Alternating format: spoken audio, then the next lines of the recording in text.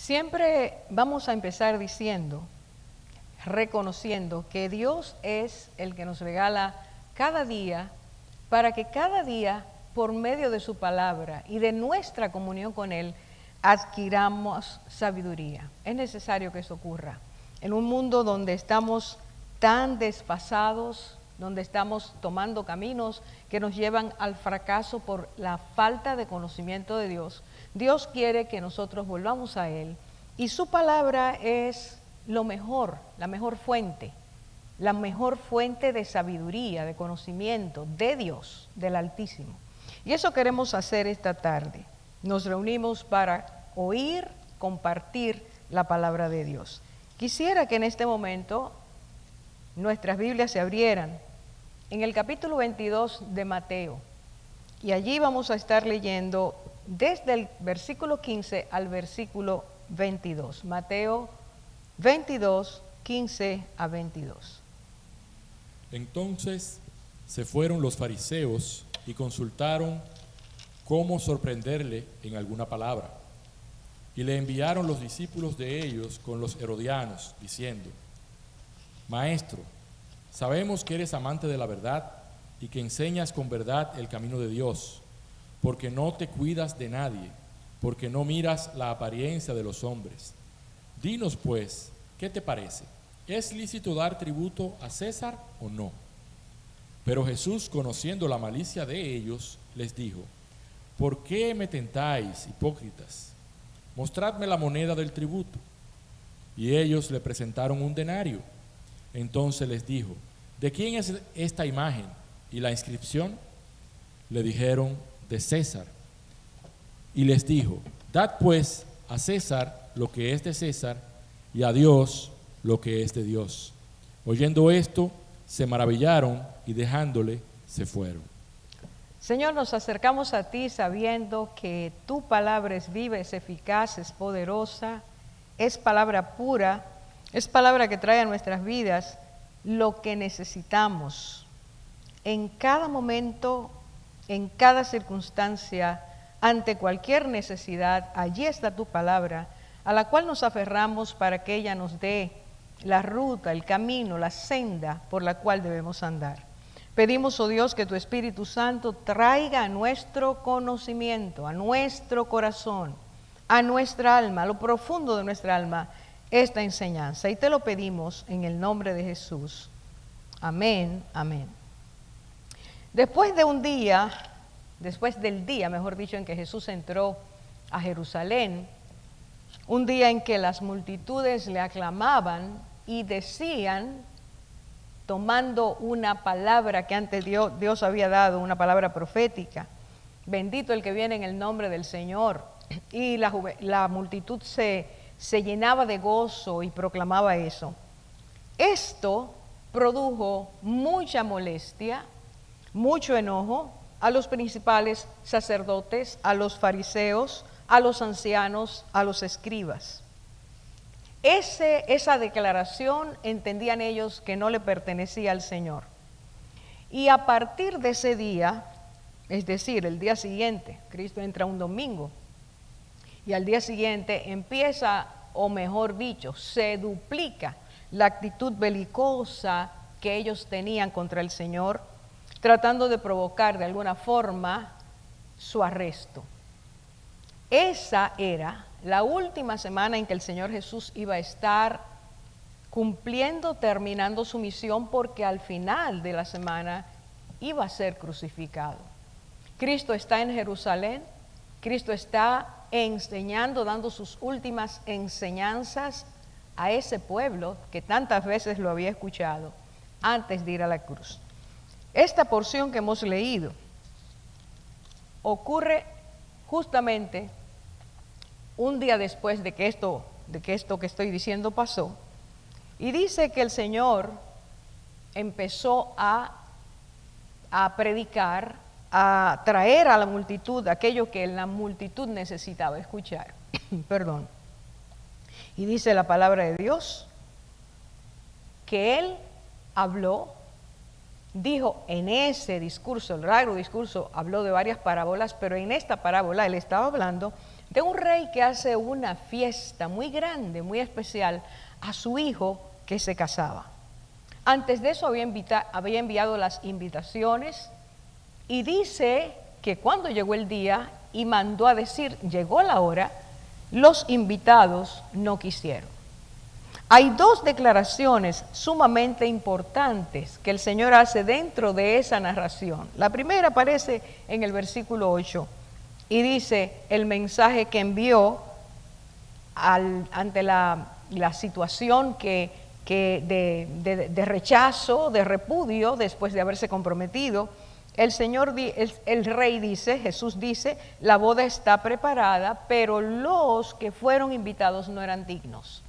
Así que el Señor está diciendo, aunque ellos fueron llamados y tuvieron el privilegio de asistir, ellos no quisieron, lo rechazaron, y Cristo le llama a eso, ellos mismos se hicieron indignos, no quisieron disfrutar de esa gran reunión. En el versículo 14 dice la otra declaración, ahí poniendo punto a su parábola dice, porque muchos son llamados y pocos escogidos.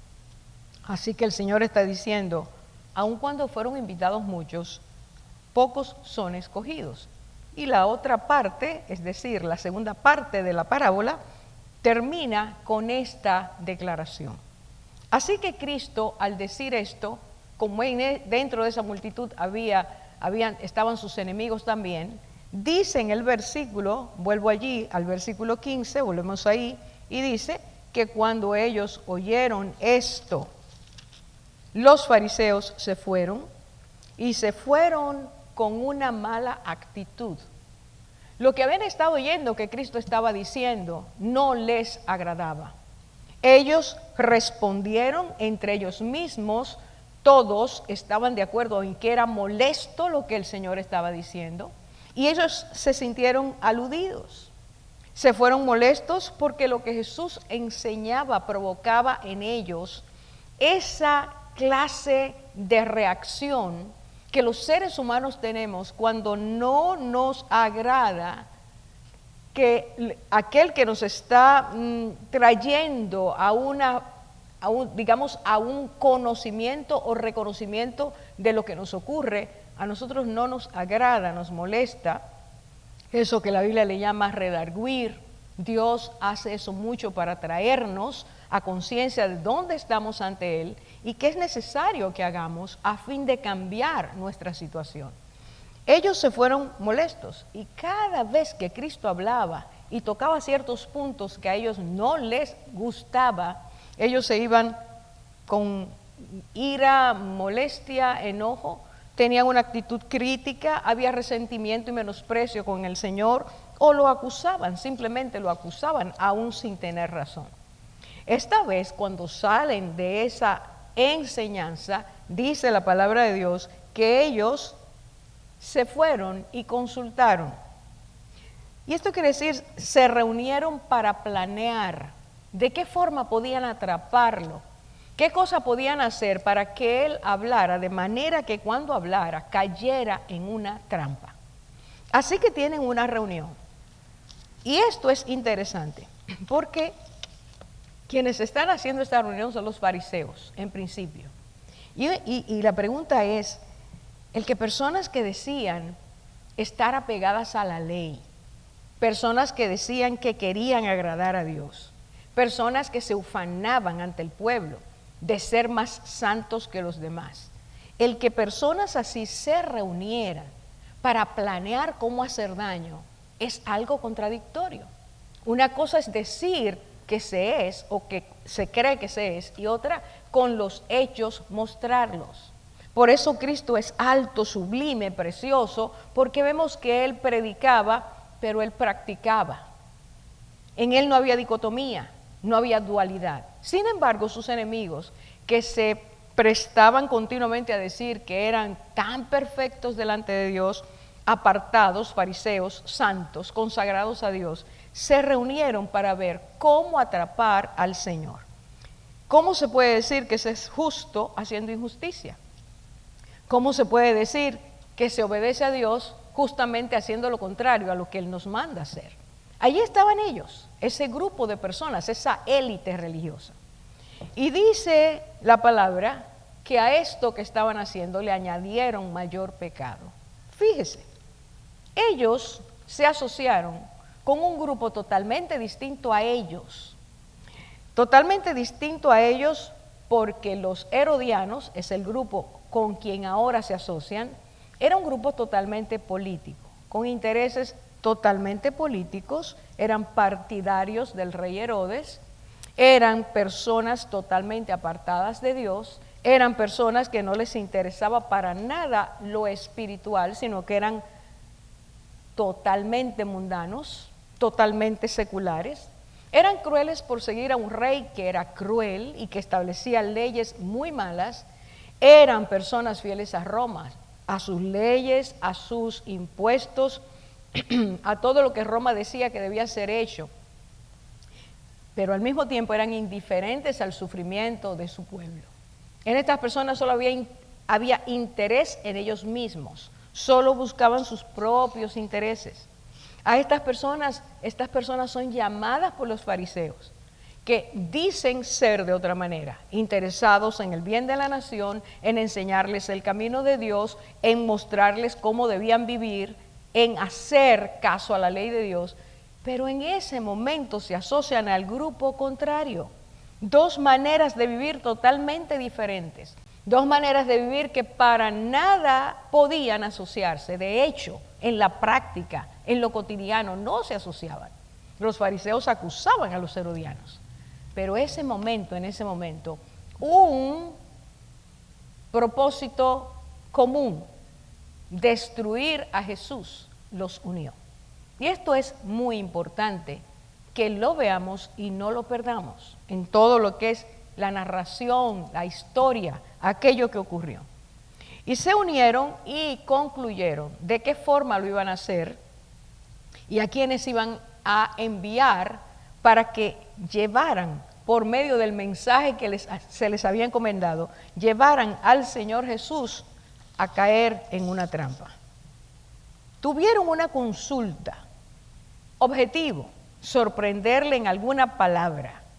El plan, enviar a estos discípulos de los fariseos con los discípulos de los herodianos. Ellos, los dos grupos tan disímiles, tan dispares, iban a llevar un mensaje, un solo mensaje. Y este era el mensaje: dar a Jesús lo que habían oído de sus maestros que debían enseñar. Imagínense que los estudiantes, los discípulos, por ser discípulos deben aprender de sus maestros, pero por ser discípulos están aprendiendo, pero un muy mal ejemplo de ellos. Les estaban enseñando a ser personas con capacidad de confabulación, de hacer tretas, de urdir cosas, de provocar el fracaso de otros. ¿Qué clase de maestros? ¿Y qué futuro para esos discípulos? Y dice que fueron con el mensaje que se había establecido anteriormente a llevar a Jesús, esto como trampa, como carnada, hacerlo caer. ¿Cuáles son las cosas? Mire cómo empieza todo esto. Cuando llegaron donde el Señor dice, le dijeron maestro. Lo trataron como un rabí.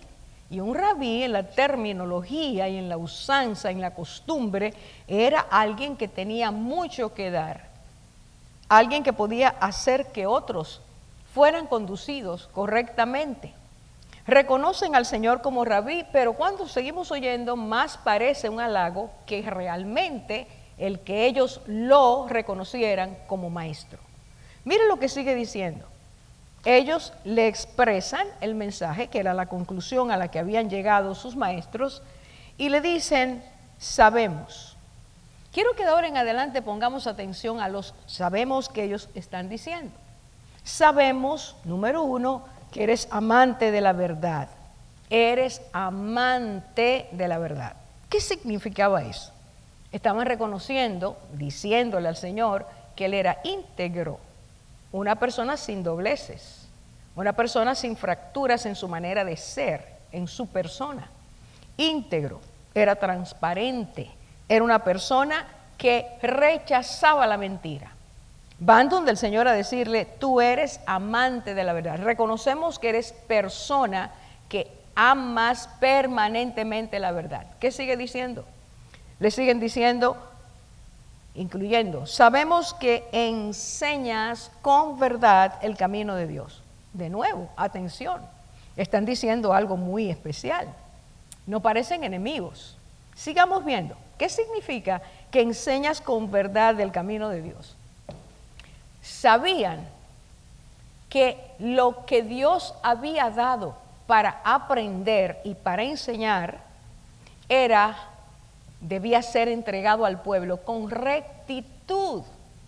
No debía ser mezclado, adulterado, no debía ser aumentado ni disminuido. Debía ser entregada la palabra de Dios con toda veracidad, porque Dios tiene un camino, dicen, camino de Dios. El camino de Dios es perfección, el camino de Dios es pureza, el camino de Dios es verdad, el camino de Dios es certeza. El camino de Dios no tiene dobleces, es uno solo y es camino para llevarnos a Él y para tener en Él el conocimiento necesario para seguir en la vida continuamente haciendo lo justo. Es una manera, se aprende en Dios una manera de ser, una manera de actuar, una manera de pensar. Ellos están diciendo, sabemos que tú enseñas, escuche de nuevo la palabra, con verdad.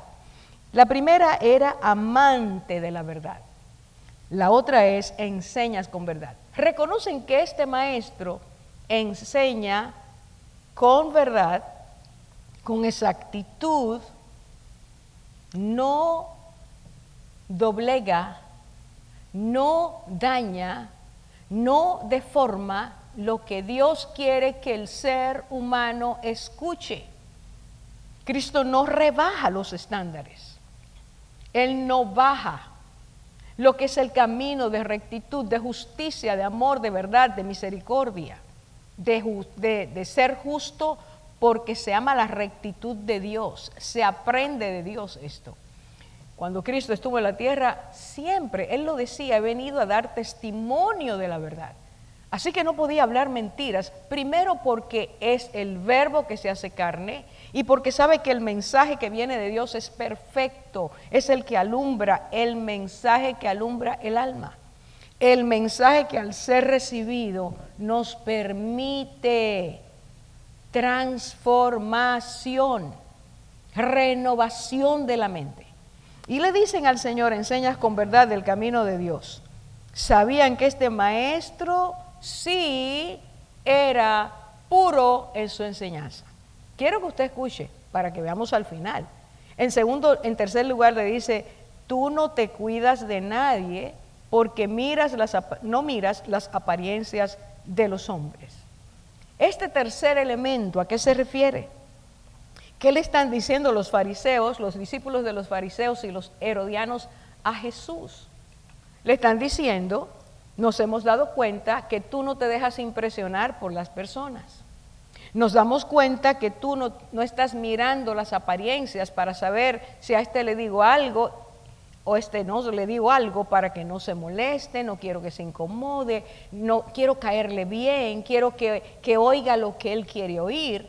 Le están diciendo, no, tú no eres así, tú no eres una persona falsa, tú no te quedas con lo externo, no te importa eso. Lo único que quieres es decir lo que debe ser dicho, lo que la persona debe escuchar. No estás atado a ningún compromiso con nadie. Eres una persona íntegra. Así que le han dicho íntegro en su manera de ser, íntegro en su manera de enseñar la verdad de Dios, el camino de Dios, íntegro en cuanto a su relación interpersonal. No le impresionaban las personas porque tuvieran esto o porque tuvieran aquello o porque fueran de esta forma. Simplemente él decía aquello que Dios le había dicho que esa persona necesitaba escuchar.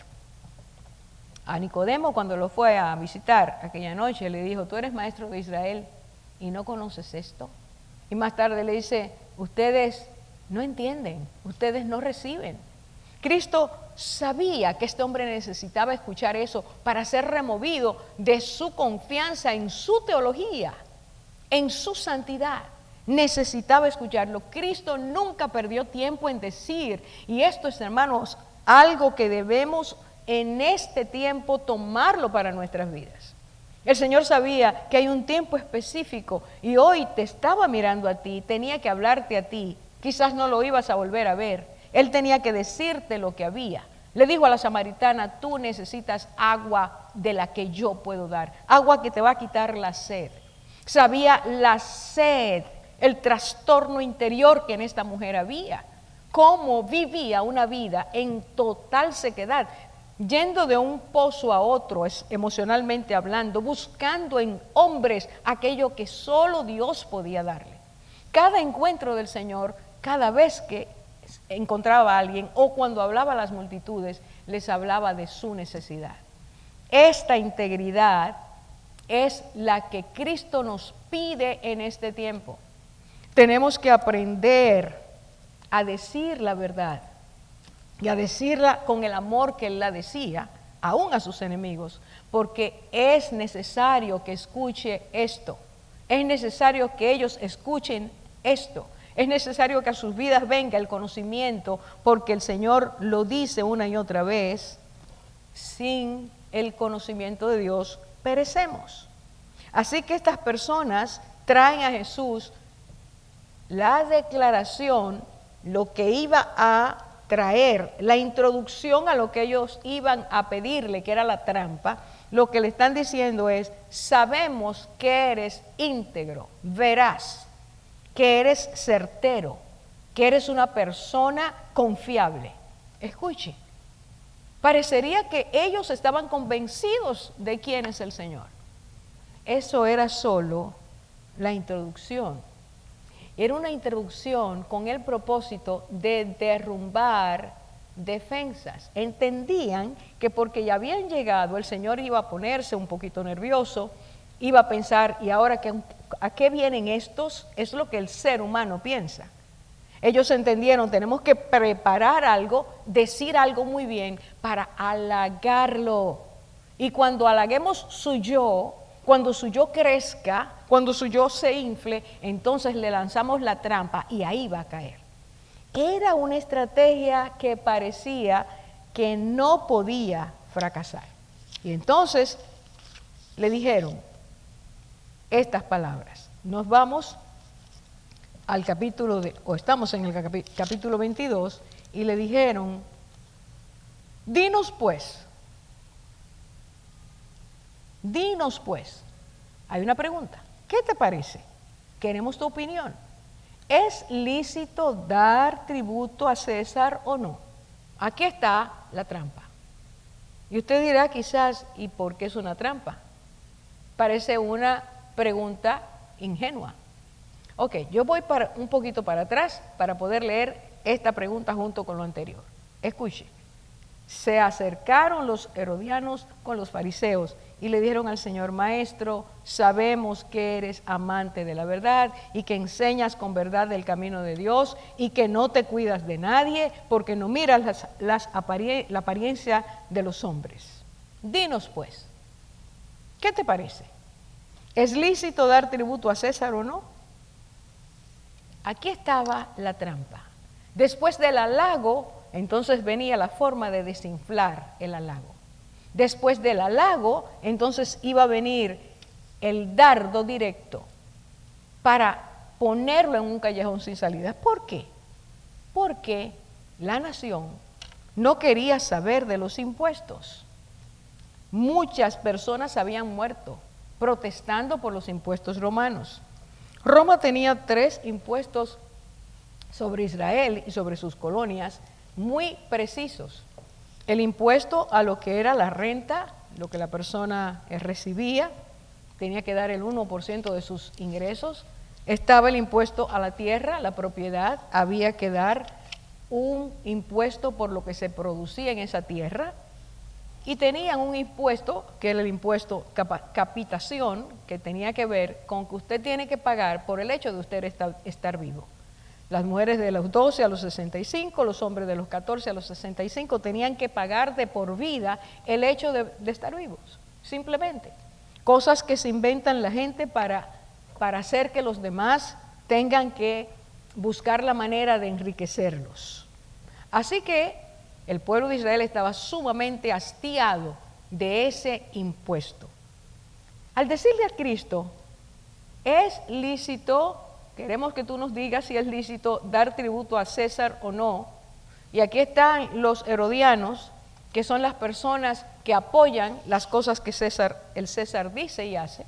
Pero aquí están los fariseos, que son aquellos que defienden la ley y que defienden al pueblo y que dicen que no se debe adorar a nadie. Entonces había un problema. ¿Cómo es posible que él responda con sabiduría? Él estaba en una trampa. Si él decía que él apoyaba al César, que le dieran y pagaran tributo al César, inmediatamente el pueblo se iba a poner en contra de Jesús. Si él decía, no paguen, los herodianos inmediatamente iban a tener la acusación para decir que era una persona que se rebelaba contra la ley. Eso es lo que humanamente ellos pensaron. Eso es lo que ellos entendieron que iba a ocurrir. Y entonces el Señor, escuche por favor, dice en el versículo 10, ante la pregunta de ellos, dice, pero Jesús, conociendo la malicia de ellos, les dijo, ¿por qué me tentáis, hipócritas? Qué interesante. El que está respondiendo ahora, a ellos, a la comisión, es aquel, o mejor dicho, la comitiva, es aquel al que esa misma comitiva lo ha honrado, lo ha halagado y le ha dicho, tú eres íntegro, tú eres veraz, tú eres un hombre confiable, tú eres un hombre verdadero, en ti no hay dualidad, tú no estás interesado en las personas, de lo que ellos tienen, tú le dices las cosas a las personas como son.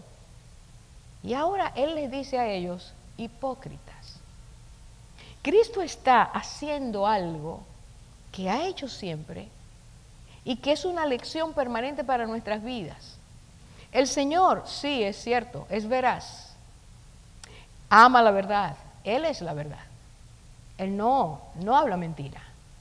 Él va a hacer lo justo siempre, lo que agrada a Dios siempre. Y en este momento está diciendo, ustedes, dice la palabra, conociendo la malicia, se daba cuenta que lo que habían orquestado era una trampa. No sorprendieron al Señor. Lo que ellos creían que iba a pasar, para nada podía pasar, porque Él conoce el corazón y la mente. Miren, hermanos, conoce nuestras motivaciones profundas. Nos conoce de tal forma que ni siquiera nos conocemos como Él nos conoce. Cuando esta persona venían, Él sabía a lo que venían. Los dejó hablar, los escuchó, pero inmediatamente los desenmascaró. Con toda paciencia, con toda compasión, les dijo, la malicia de ustedes los lleva a tenderme una trampa. Son hipócritas. En lugar de decir las cosas como son, simplemente las tuercen para buscar sus propios beneficios, para que yo cayera en una trampa. El Señor le dice, ¿por qué me tientan? Y tentar en el sentido bíblico, en el sentido correcto, es poner una trampa delante para que caiga una víctima. Ellos creían que eso iba a pasar.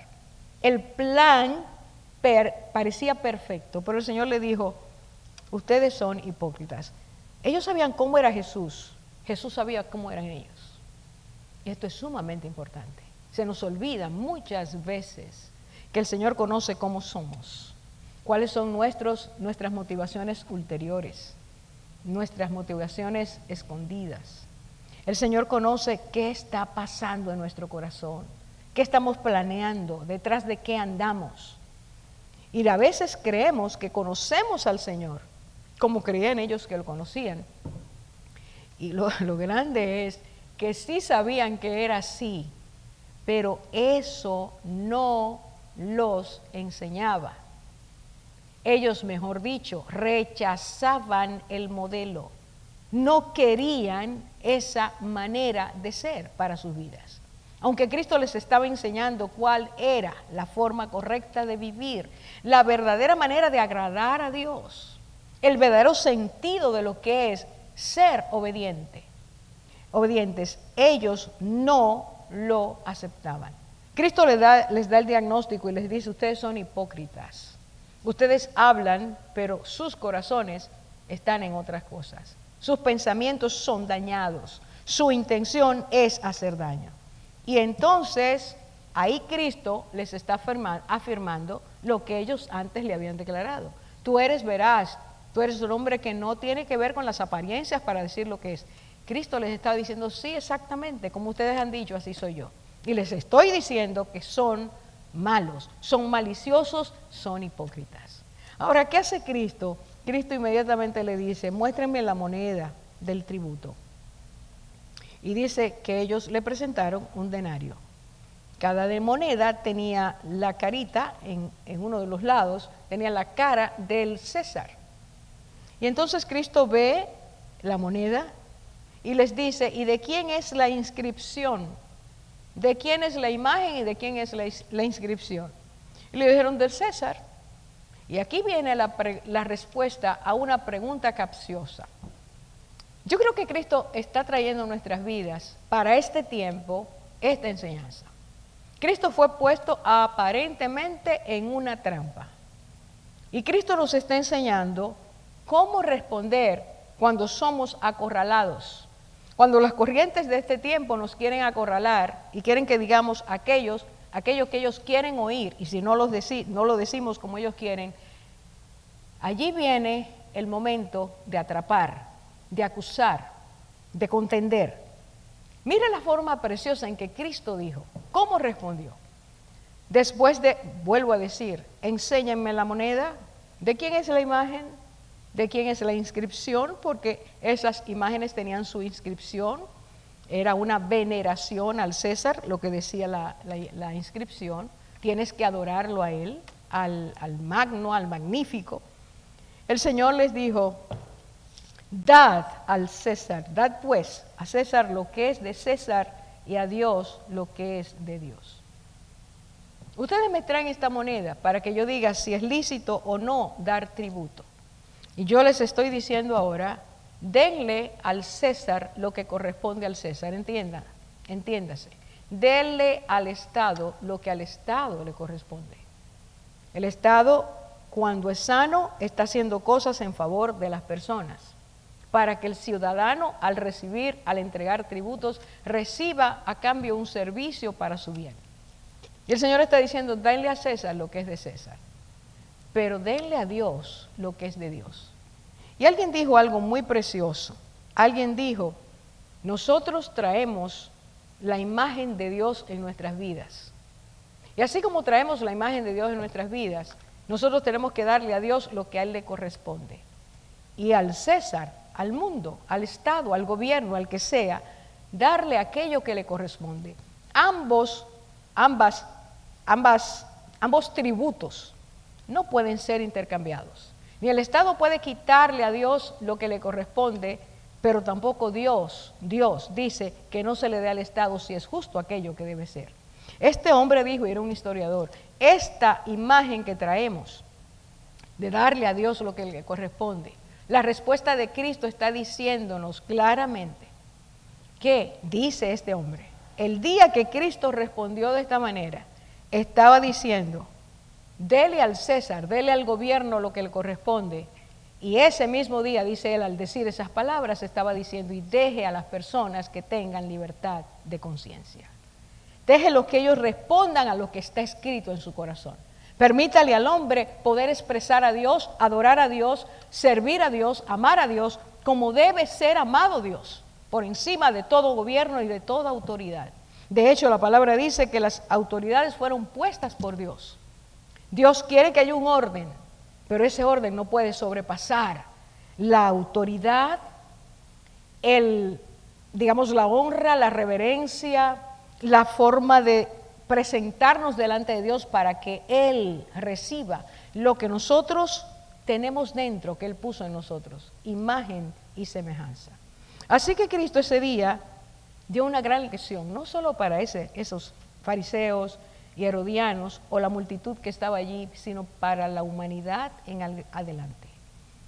La libertad que tenemos debemos usarla porque Dios nos la regaló.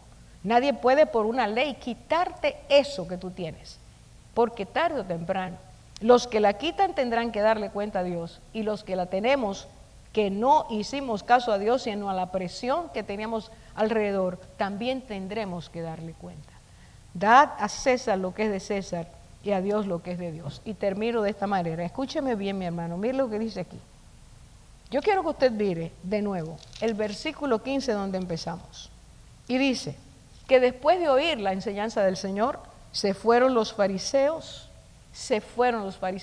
e hicieron el plan que ellos acabamos de analizar. Pero ahí en el versículo 22 leemos: y oyendo esto, se maravillaron y dejándole se fueron. La primera vez escucharon la enseñanza, donde Cristo estaba tocando la parte interior de sus vidas que necesitaba cambiar, que ellos debían decidirse a querer un cambio en sus vidas. Se fueron y se fueron disgustados. Esta vez se fueron maravillados, pero se fueron. Los asombró la respuesta, pero no fue suficiente para ellos. Oyeron a Jesús, pero no le hicieron caso. Aquello que a la conclusión que habían llegado y que era cierto, el Señor es como es. El Señor les mostró que Él no es hipócrita, que Él es veraz, que Él tiene palabras reales, que Él impacta nuestro ser, que Él pone las cosas en orden, que Él dice qué es de Dios y qué es del hombre. Ellos lo escucharon y la segunda vez, maravillados, se fueron y le dejaron. ¿Cuántas personas escuchan lo que Cristo les dice, se asombran, es una buena enseñanza, pero se van? O se asombran y dicen, ¿quién puede oír eso? Y se van. Dejándole, se fueron. No recibieron la invitación. Escuche, ante una persona que es veraz, que enseña con verdad del camino de Dios, que traza la ruta perfecta, que no tiene ningún compromiso con nadie, sino que dice lo que debe decir. Una persona sincera. Están conociendo a alguien así, ellos no lo eran. Están conociendo a alguien que dice, esto es lo que se debe hacer, pero se fueron. Y perdieron la oportunidad, quizás la última de sus vidas, de recibir a aquel que es el camino, la verdad y la vida. A los que no conocen al Señor, el Señor les dice, dale a César lo que es de César. Pero recuerda que tú tienes una parte espiritual, te la puso Dios, eres una persona hecha a su imagen y semejanza, y un día tendrás que darle cuenta a Dios de cómo tú usaste tus atributos, cualidades, los dones y regalos que Dios te dio. Si solo viviste para el César o viviste para Dios. O viviste para el César y le diste poquito a poquito a Dios. Nunca te entregaste, nunca viste la bendición. Pero nosotros los que somos ya hijos de Dios, el Señor Jesucristo nos enseña claramente que nosotros debemos tener muy claro, debe ser muy enfático en nuestras vidas. La decisión debe ser pero totalmente recta. No salirnos ni a la derecha ni a la izquierda de lo que es darle a Dios lo que a Dios le corresponde. Dios no te necesita, no me necesita, no nos necesita. Dios nos regala, Dios nos da. Y nos da y nos llena de bendiciones para que veamos que Él es el dador de toda buena dádiva y todo don perfecto. Pero que nosotros estamos en la tierra para aprender de Él, para ser hombres y mujeres íntegros, veraces, y hombres y mujeres que ponemos a Dios en el primer lugar para honrarlo, bendecirlo, amarlo, aprender lo que es la grandeza, la bendición de estar en comunión con Dios. El Señor desea que tú y yo hagamos hoy una parte, y como hijos nos revisemos. ¿Qué le estamos dando a Dios? lo que le corresponde? Porque si Cristo dice, dadle a Dios lo que es de Dios, está diciendo, hay de Dios cosas que tú tienes que darle. Tu vida. Tienes que darle entrega genuina. Tenemos que entregarnos a Dios de corazón. El Señor está diciendo, dale a Dios lo que es de Dios y dale al César lo que es de César. No cambiemos, no mezclemos, pero tampoco quitemos a Dios lo que le pertenece. Reverencia, amor, servicio. La 10ª parte de lo que recibimos le corresponde a Dios. Todo lo que tenemos es de Dios, es un regalo. Y Dios quiere que como hijos de Dios nosotros hagamos caso. No seamos como los fariseos y herodianos que oyendo y maravillados se fueron. Digámosle al Señor, yo quiero hacer caso a lo que tú me dices, atesorarlo y vivirlo, para que sea mi vida transformada, renovada, y para que pueda realmente no existir en el mundo, sino vivir en el mundo, recibiendo del cielo lo que es la vida y la vida en abundancia. Vamos a orar. Padre Celestial, muchas gracias por tu palabra, como decíamos al principio, viva, eficaz, palabra que alumbra, palabra que convence, palabra que nos trae el aliento, la revelación, la sabiduría que viene de Dios. No queremos oír lo que los hombres dicen, queremos oír lo que Jesús dice. Y Él dice, Señor, Él dice que su palabra nunca pasará, que sus palabras siempre permanecerán. Hoy queremos, Señor, pedirte que tú nos perdones porque tantas veces no te hemos dado lo que a ti te corresponde. No te hemos dado el tiempo de 24 horas que nos regalas cada día, poco te damos. Si le damos mucho al César, si invertimos mucho tiempo en las cosas de afuera, somos tan seculares a veces, Señor. Estamos tan enfocados en esta tierra que se nos olvida darte el tiempo que corresponde. Un tiempo que es para bendición nuestro. Se nos olvida darte de lo que tú nos das. Se nos olvida que los talentos, y los dones vienen de ti. Eres tú que lo has dado.